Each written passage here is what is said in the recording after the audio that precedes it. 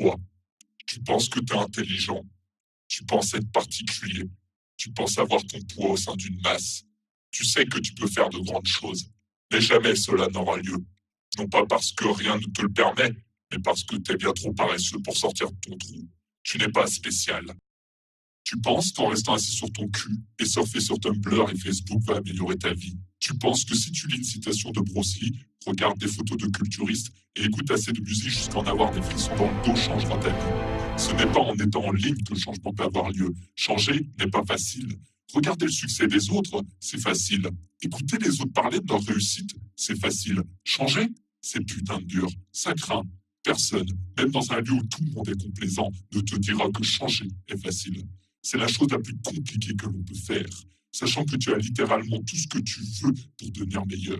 Mais tu es paresseux, satisfait dans ta vie, donc négatif au changement, si bien que tu préfères être assis là, à m'écouter, puis tu vas parler de ce que tu as entendu à quelqu'un d'autre plutôt que de faire quelque chose. Et maintenant, tu te sens mieux en écoutant ça? Est-ce que tu te sens plus puissant? Imbécile, tu devrais pas.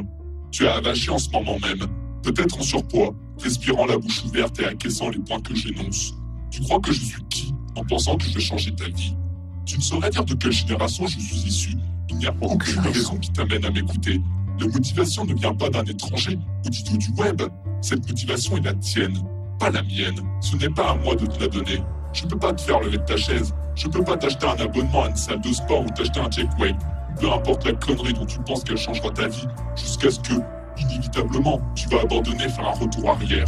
Il est certain que je peux te motiver à aller au sport, à te lever à 5h du mat et courir. Je peux faire ça pendant une semaine, et après, je ne suis plus là.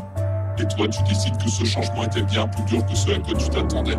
C'est pourquoi tu as besoin d'être motivé. Ne te repose pas comme un vulgaire paresseux parce que tu as bien travaillé hier et mérite une journée de repos. On s'en fout d'hier. Hier était ton toi faible. Il est temps d'oublier ça et de faire en sorte que tu sois ton toi faible de demain. C'est pas mon taf, c'est le tien. T'es encore là, ce n'est pas assez. J'ai besoin de continuer pour t'accompagner. D'accord, je te le fais gratos. Le seul qui le sera. Si tu es à la maison, fais-toi à manger, prépare ta bouffe. Si tu es au travail, quitte ces putains de sites qui te divertissent. Tu perds ton temps pendant que des gens te paient pour travailler. Et fais ton putain de travail. Être paresseux au travail signifie l'être également à la maison. Quand tu seras de retour chez toi, prépare ta bouffe. Carottes et petits pois, pommes et beurre de cacahuètes, céleri et raisin, j'en ai rien à foutre. As-tu au moins de la vraie nourriture? Ajoute ça à ta liste. D'ailleurs, fais-toi une liste et éteins tout. Pas besoin de téléphone, pas besoin de TV. Tu peux avoir un truc, c'est la musique. Rien n'est fait sans musique, c'est un fait. Donne tout ce que tu peux pendant 1 heure.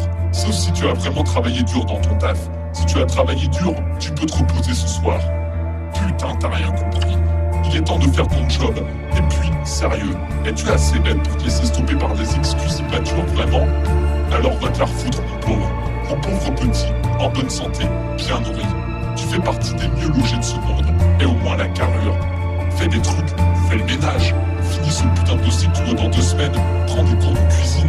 Quand tu en auras marre, je veux que tu reviennes ici pour annoncer à tout le monde ce que tu as fait. Tu peux revenir ici, on va se mettre en cercle et tu pourras partager ton ridicule petit accomplissement comme si c'était un haut fait. Au cas où t'es trop premier degré, c'est du sarcasme. Personne n'en a rien à foutre de savoir si tu as lavé ton chien ou lavé ta voiture.